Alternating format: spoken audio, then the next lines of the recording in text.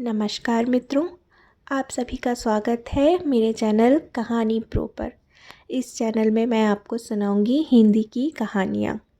अगर आपको ये कहानियाँ सुनने में अच्छी लगती हैं तो कृपया चैनल को सब्सक्राइब करें और वीडियो को लाइक ज़रूर करें।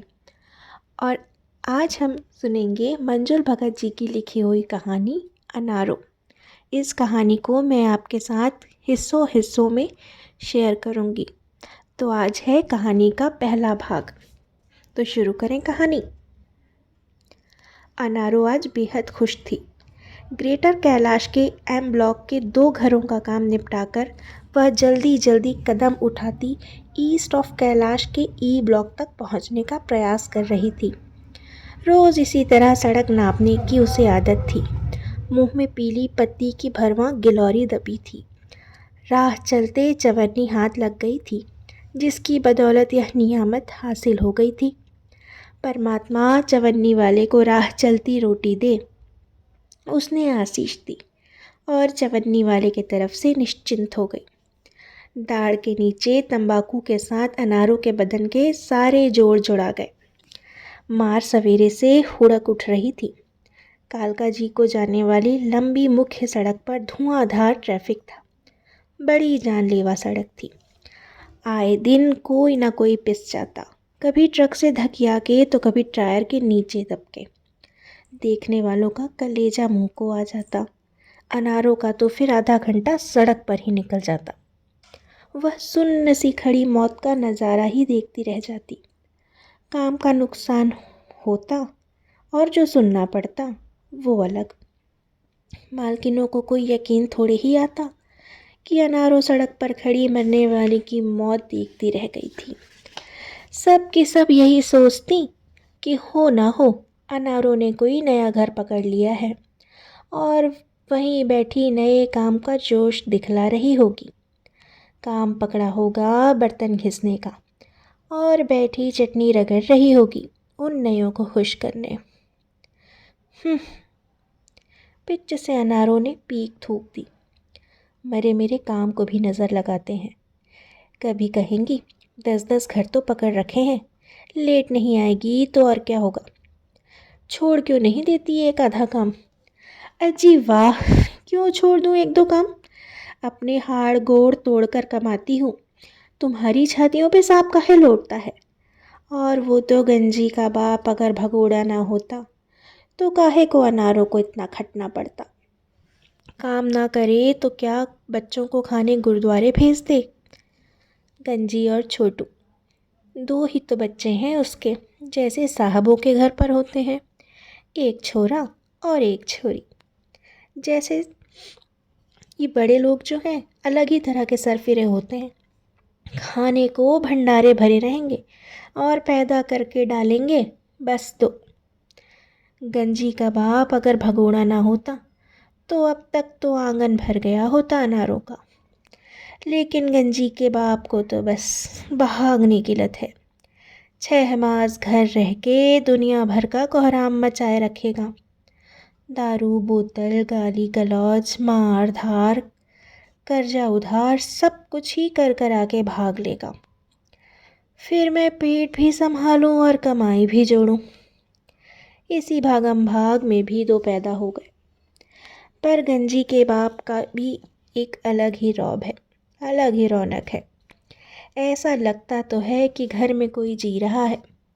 अब चाहे काम पर से सांझ ढले लौटो, कोई टोकने वाला नहीं। नहीं तो भला क्या मजाल है जो 6 के बाद घर पहुंचूं और गंजी का बाप जूता लेकर सिर पर सवार ना हो जाए। कोई अपना हो तो कहे सुनेगा ना, और अपना तो मारेगा भी तो छाँव में ही गिरेगा। पर आज तो देखो, पहले तो राह चलते चवन्नी हाथ लग गई, फिर इस जानलेवा सड़क पर कोई मरा पिचा भी नहीं दिखलाई दिया। ऊपर से पंजाबियों की बारात जाती दिखलाई पड़ गई। कैसा तो भांगड़ा मचा है। अब तो देख कर ही टलूंगी। देर से पहुंची तो देर से ही सही। सवेरे की बारी निपटाई तो घर घर सांझ की बारी शुरू। सांझ सवेरा उनके घरों में होता होगा, अपनी तो बस या भोर होती है या फिर रात। तड़के उठो, दिशा जंगल जाओ, बम्बे से पानी भर के लाओ, गंजी और छोटू के लिए रोटियां थोपो, दो दो सेंक के हाथ में थमा दो और दो दो ढाप के घर आओ। फिर झोला थाम और चल पड़ा नारो काम पे। दिन भर तेरे बच्चे गली मोहल्ले इसके उसके यहाँ रुलते फिरे और तू इसकी उसकी जूठन समेटती फिर।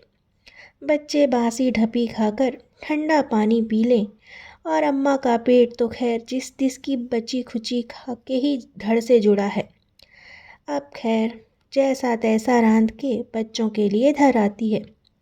पर जो गंजी का बाप घर पर रहता हुआ हो तो पूरा चूल्हा चकला चलवा के ही रहता।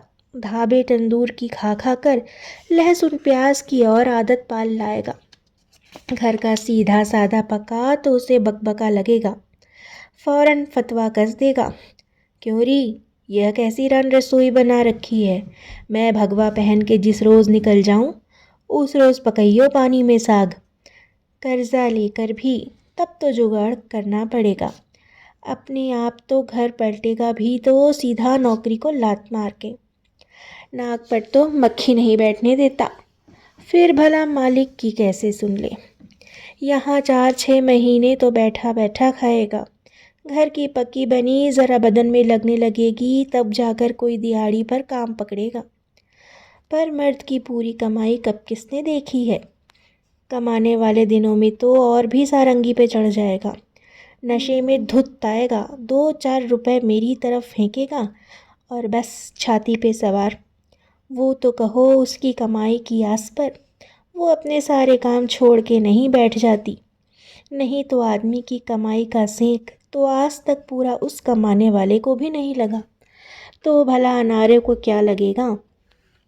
बारात धीरे धीरे आगे बढ़ गई थी असली जनवासे की चाल में। मर्द औरतें गजब के भंगड़े में जिस्म को तोड़ रहे थे। लगता था अब इस नाच को रोक लेना खुद उनके बस में नहीं। अनारों ने झोले में से दूसरा बीड़ा भी लिया और गाल के हवाले किया। एक और आशीष उसके मुख से चवन्नी वाले के लिए निकली। फिर वह खड़ी होकर तमाशा देखने लगी। दिन भर का थका हारा जिस्म मानो एक बारगी जुड़ा गया। मन थिरक उठा। थकान कहाँ गई राम जाने। उसका मन तो नाचने गाने को हो गया। वह एक बन्ना गुनगुनाने लगी, पर नाचने वाले तो ऐसा फिरकी सा नाच रहे थे कि भला उसकी गुनगुनाहट की बैलगाड़ी वाली चाल उनके नृत्य की तूफानी गति को कहाँ पकड़ पाती। अनारों ने गुनगुनाना छोड़ दिया। वैसे भी उसका मिजाज उखड़ चुका था। एक पली पलाई गोरी चिट्टी औरत जो कि जेवरों से पूरी तौर से तुली हुई थी, उससे टकराकर झंझना उठी। अरे चल, क्या रास्ते में अटक के खड़ी है, कोई तमाशा हो रहा है क्या। लो, सड़क सड़क औरतें नाचती मटकती चली जा रही हैं और कह रही हैं तमाशा हो रहा है क्या। अनारों के मन में भी एक करारा सा जवाब खदबदा उठा था, पर तभी उसे अपनी फटी धोती पर अथाह लाज हो आई थी। वह फुर्ती से उस सजी सजी बारात के बीच निकलकर उस धूल भरे खाली प्लॉट पर आ गई थी, जहाँ से रास्ता काटकर वह रोज ईस्ट ऑफ कैलाश के ई ब्लॉक में पहुँचा करती थी। राम जाने कभी गंजी की बारात भी द्वार पर आएगी कि नहीं। कौन जाने उसका बाप तब भी घर पर होगा कि नहीं। भगोड़ा कहीं का। गंजी को पेट में लेके मैके क्या गई, पीछे इसने लाके सौत छाती पे रख दी। ढोल सा पेट लिए लौटी तो देखा चुड़ैल मेरे आंगन में बैठी मेरा ही चूल्हा फूंक रही है। मैं भी कुछ गोल माल की भनक पाके ही लौटी थी। चिट्ठी पत्री थोड़ी ही डाले थी आने की। देखूं तो खुद रसिया बना खटिया पर पसरा है और वह बैठी चाय छान रही है। मैंने आकर धम्म से जो अपना पेटी बिस्तर पटका तो ऐसी हो गई जैसे भूत देख लिया हो। उसकी मर्दानगी भी हवा हो गई थी। मैंने हाथ उठाकर चाय की हंडिया उलट दी और उस चुड़ैल का झोंटा पकड़ के उसे ऐसा धुनक दिया था कि क्या कभी किसी लुगाई ने अपने खसम के हाथ की खाई होगी। वह बटर बटर गंजी के बाप की तरफ देखने लगी तो मैंने एक धौल और जमा दी। साली, तेरा कसम है जो उधर ताक रही है, वो क्या बचाएगा तुझे। पर तभी चुड़ैल ने मेरी कलाई पकड़ के मरोड़ दी। हाथ भी तो उठा दिया था। उसका हाथ मुझ पे पड़े उससे पहले ही गंजी का बाप उछल पड़ा, उसकी कलाई जकड़ ली। बोला, परे हट, तू कल की आई उस पर हाथ उठाएगी, वो ब्याहता है, समझी। औकात में रह। बाप की अंटी में दम होता तो दहेज दे के फेरे पड़वा के विदा करता, यूं ही पिंड ना छुड़ा लेता। बस जी, वो दोनों आंखों से परनाले बहाती आसन पार्टी लेके पड़ गई। मैं तो देखती रह गई गंजी के बाप को, कैसा तो घुड़क दिया उसे मेरे लिए। कोई माया ममता तो होगी ही जो यूं ही मेरी पत रख ली, पर मैंने उसे चौकन्ना कर दिया। ठीक है, उसे रखना है तो रख ले, पर चूल्हा चौका तो मैं करूँगी और बर्तन झाड़ू करेगी वह। खबरदार जो रसोई के पास भी फटकी तो तुझे जो खाना हुआ करे मुझसे कहियो, मैं दूंगी। कोई ज़रूरत नहीं हमें इसका छुआ खाने की। अच्छा बस ठीक है, पर याद रखियो अनारो, तुझे भी भरपेट उसे खाना देना होगा। गंजी के बाप ने भी सुना दी थी। अनारो ने उसकी अनसुनी करके सीधा सौत से पूछा था, नाम क्या है री तेरा। छबीली। खूब रस लेके गंजी के बाप ने ही जवाब दिया तो अनारो छबीली की ओर ही पलट के चमक उठी थी, मानो जवाब उसी से मिला हो।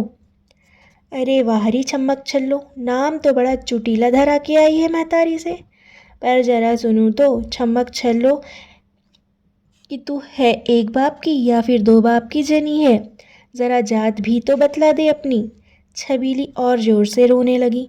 गंजी के बाप को तो गुस्सा ही आ गया। बोला, तुझसे किसने कही कि वह दो बाप की है। अरे सत्यानाशी, ऐसी औलाद के तुझे एक बाप की लगे है, असल बाप की होती तो यह ब्याहता का घर फूकने को आती। अनारों ने भी टिकानी शुरू की तो गंजी का बाप बाहर को सरक लिया। अनारों की बुलंद आवाज़ पर उसका पीछा ही करती रही, सटाक सटाक चाबुक की मार सी। अरे तभी तो कह गए हैं कहने वाले कि घोड़े की पिछाड़ी और मर्द की अगाड़े से डर के रहियो। ऐसी क्या आग लगी थी तुझे, मेरे होते इस मुँह जली को हाँक लाया। गंजी का बाप भी जैसे तीर से बिंद कर पलटा। ससुरी तेरी डेढ़ पसली की काठी और इतरा रही है गुलबदन की तरह। उसका बदन देखा है कैसा गदराया है, रस भरी है रस भरी। अनारो अधकुचली नागिन की तरह तड़प कर फुफकार उठी।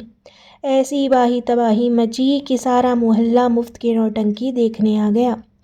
बड़ी मुश्किल से थामा था अनारों को, पर रहा तो छबीली से भी नहीं गया। सौत बन के भी खुद आई थी और मारे जलन के तब भी वही रही थी। ब्याहता का हक चाहने लगी, रो रो के घर भर दिया था, जैसे अनारों ने ही उसका खसम छीन लिया हो। उसकी नौटंकी पर ऐसा गुस्सा आया अनारों को कि मरी उस मर्द को तो ज़रा चैन ले लेने दे, जिसने लाकर तुझे मेरी बसी बसाई गृहस्थी में बिठाल दिया, पकी पकाई खाने को परोस दी। पर वो तो त्रिया चरित्र के नए नित नखरे दिखलाने लगी। अनारों ने फिर एक दिन उसकी कस के ठुकाई कर दी। ऐसा बुक्का फाड़ के रोई छबीली मानो पेट जाया चल बसा हो। गंजी के बाप की पिछाड़ी लग गई कि मुझे तो तू ले जाके दूसरी झुग्गी में बिठा दे, सौत के साथ नहीं रहूँगी।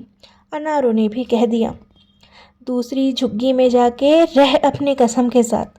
इसके साथ रहना है तो यह भी यहीं रहेगा और तू भी यहीं मर।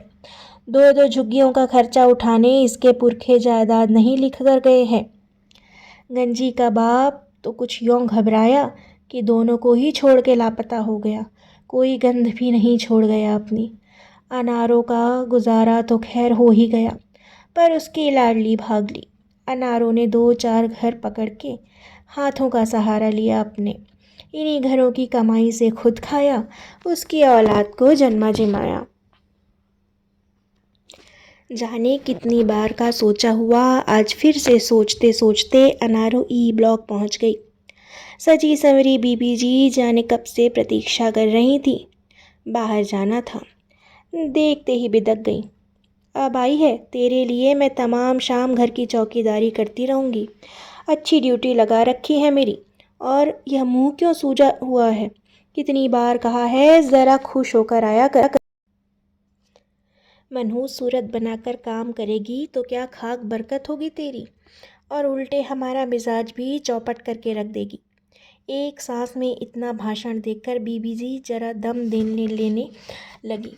अनारों ने झट उस अंतराल का मुनासिब फ़ायदा उठाया और मीठी हंसी के साथ मक्खन की एक मोटी चिकनी तह बीबी जी के चुपड़ दी। बोली, अरे वाह बीबी जी, इतनी सुंदर दिख रही हो, और काजल का जरा सा टीका भी नहीं लगाया। नज़र लग गई तो? शुक्र है सलोनी सांवरी बीबी जी को भी अपनी तारीफ सुनने की हुड़क उठती थी। वह भी झिझकती सी मुस्कुरा दी और सुलह हो गई। नहीं तो अनारू भी तनी रहती और बीबी जी भी भरी बदली की तरह भरभराई रहती कि अब बरसी और तब बरसी। अनारों का मन और भी कसैला हो जाता।